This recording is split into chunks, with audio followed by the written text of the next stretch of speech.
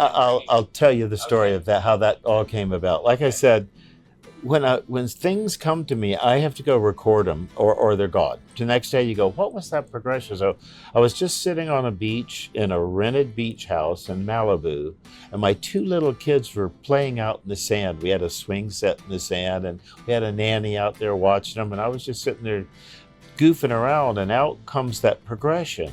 It's a descending chromatic progression for that song, for the verses.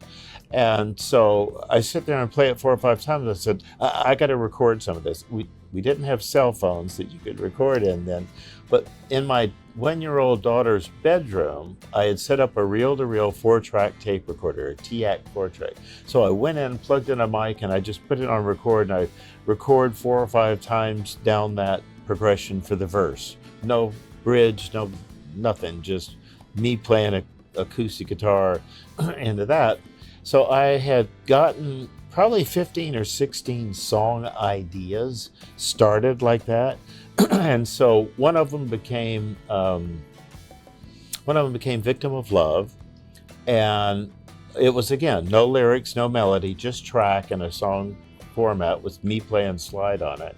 And then for Hotel, I went back in, and I used to have this thing called a Roland Rhythm Ace.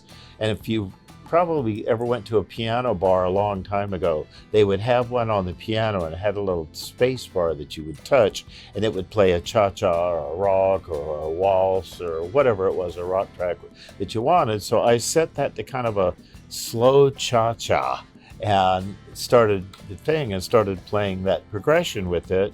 Then I wrote the bass part to it, and Joe Walsh had just joined the band. And Joe and I had been doing Joe Walsh and Friends for television shows. I think we opened for Elton John at Dodger Stadium.